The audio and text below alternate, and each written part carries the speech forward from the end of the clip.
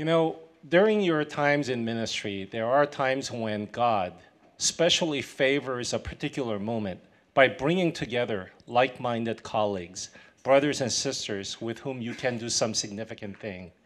This is my 20th year teaching at TEDS, but I could not have envisioned this 10 years ago, 15 years ago. It is indeed God's divine favor that brings like-minded people together at one time that we can do things like this collaboratively. So I give God the glory and honor, but also I am so deeply thankful for brothers like Daniel and other significant partners of Mosaic whom God has brought together to work on this project together. Now, starting today, we're going to start a second cycle of conversations about racialization. 5 weeks, we looked at how this thing called racialization has deeply impacted our society as well as the church. And we all lamented over that. Starting today, we'll be talking about how this thing called racialization has now impacted each of us individually, how it has impacted how others view us or view me, as well as how I view others. So now it's going to get personal. In many ways, it'll be continuing conversation of lament, but also that would lead ultimately to hope in God. So today I'll be talking about our racial identity as Christians and how that might be intersecting with our Christian identity as well as Christian vocational calling. All in 15 minutes, so that it'll give you a chance to have a table conversation. A wise Christian leader one time pointed out that Christian journey of reconciliation involves 3 distinctive trajectories. It involves vertically our reconciling with God above, and then horizontally, it involves reconciliation with others, particularly with those individuals and people groups with whom you have had historical conflict and enmity. But then there's a third one, the one that often gets left out, and that is your reconciliation with your own self. One of the things that racialization has done for all of us, whether you're white, Hispanic, Black, Asian American, this thing called racialization has deeply marred and distorted our view of others as well as our view about ourselves. Now, a few weeks ago, Dr. Michael Emerson came here and gave us a sociological presentation on racialization and its impact, and I'm going to ask Daniel to put up one of the power slides he used. Racialization in the US and how it has impacted these different people groups. So you all saw that. Now, there are of course exceptions, but on the whole, as a people groups, this is where we fall. So for instance, the Blacks or African Americans are on the spectrum of less of society's rewards. That is your access to resources like education, employment, where you live. You would have a far fewer opportunities or access to those things than comparatively speaking to whites on the top. But then that's not the only axis that matters in racialization. There is another one that is along the category of who are recognized as a sufficiently American and who are recognized as the other, the foreigners. Whether you are born in this country or not, if you come from these two groups, Asians and Hispanics, the first thought that others have of us is that we are foreigners, that we don't belong here. So often, sociologists use terms like Asian Americans are perpetual foreigners or perpetual aliens, right? If this is the racialization that's happening, often invisibly, the question then is this: how do we, as people groups and as individuals, internalize this stuff and how we view others in a very stereotypical way based on this reality, and then how we view of ourselves. Unfortunately, often this racialized identities is not the phenomenon that's just happening outside the church, outside in the community, society, but it also spills into Christian community as well. It was 1996 fall when I was invited to teach a class on our campus for the first time as an adjunct faculty member. At that time, I was a PhD student at Northwestern University, and the school invited me to come to teach a class called Social and Cultural Exegesis. At that time, they were having a hard time finding faculty members to teach that, and they invited me. And when I stepped into that class first day, I was reminding myself, indeed, I am the first Asian American faculty member to come to teach a class. Now, because I was an adjunct, when they listed me on a course schedule, my name was not listed, but it was identified as it would be taught by a staff. So on the first day when I showed up to that class, students came in, and mostly Caucasians, and as I was going through the syllabus, one student gathered his books and notebooks in a knapsack and was walking out. And as he did so, he audibly said this: "I am not going to learn about American society from an immigrant person." And he said audibly so I could hear it, and others in the classroom all heard it as well. Now, note, he did not say, "I am not going to learn about American society from a person who did not yet get his doctorate." That's not what he said. It's the fact that I, in that student's mind, come from this quadrant, which in many ways, in his mind again, disqualifies me from teaching a class about American society.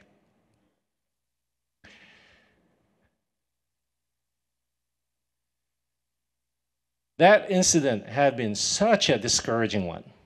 I mean, I just had to pray for God's grace. I just finished that class, and I told myself I'll never come back to this campus again as a faculty member.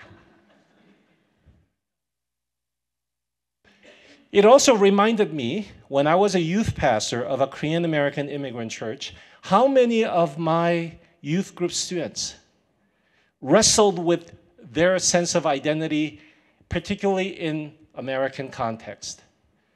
They would refer to each other as bananas and Twinkies. Yes, we're yellow outside, but we're so desperately trying to embrace the white culture inside, right? And yet many feeling that there is a dissonance between whom God created them to be and what they would like to be. And some of them, in fact, became victims of what I would call racial self-hatred. In fact, one student in particular at a retreat said something like, "I think God has made a terrible mistake in creating me to be who I am. Why couldn't I have blonde hair and blue eyes and so forth?" Granted, that was a 7th grader who said that. When in the life stage, things are very, very turbulent. But what she was saying was a lament about that.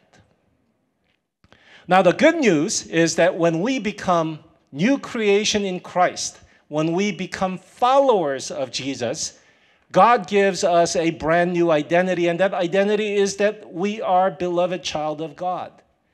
And that is our primary identity. But then at the same time, what we want to discuss today is that does then that reality of being newly created in Christ wipe away our ethnic and racial identities? That do we become a color-blind community? Or does our ethnic and racial identity pick up a new meaning and new purpose? When I look at the example of Paul, I think it is the latter.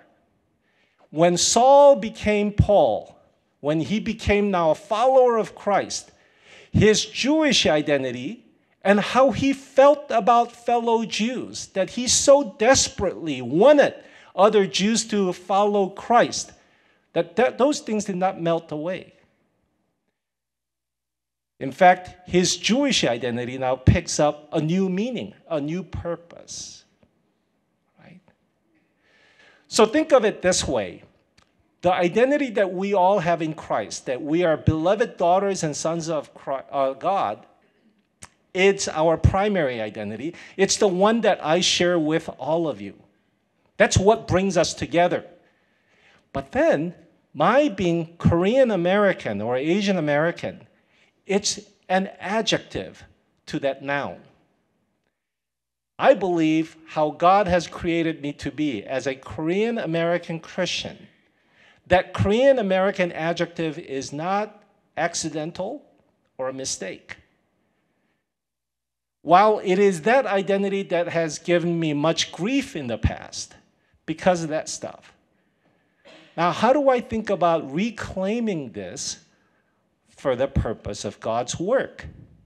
Is what now connects this adjective and noun in a meaningful way. So now this is my 20th year teaching on this campus. And yes, I still teach every year a class called Social and Cultural Exegesis. And you know what I do in that class? Some of you have taken that class.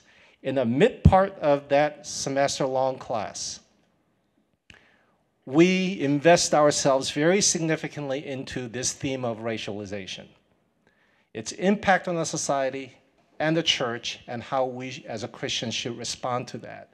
In fact, my students in that class have to write their midterm on that subject, so they cannot avoid that particular issue.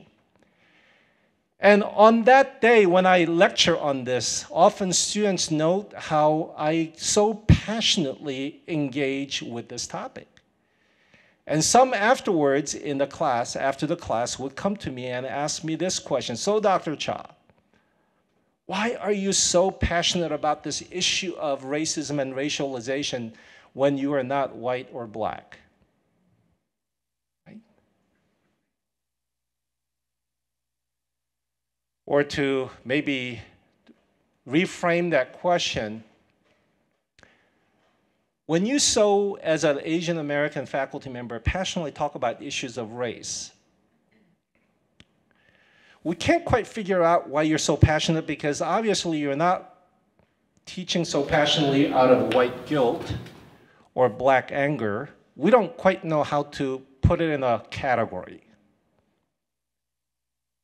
And so then I have to ask myself, maybe indeed it's because I'm an immigrant.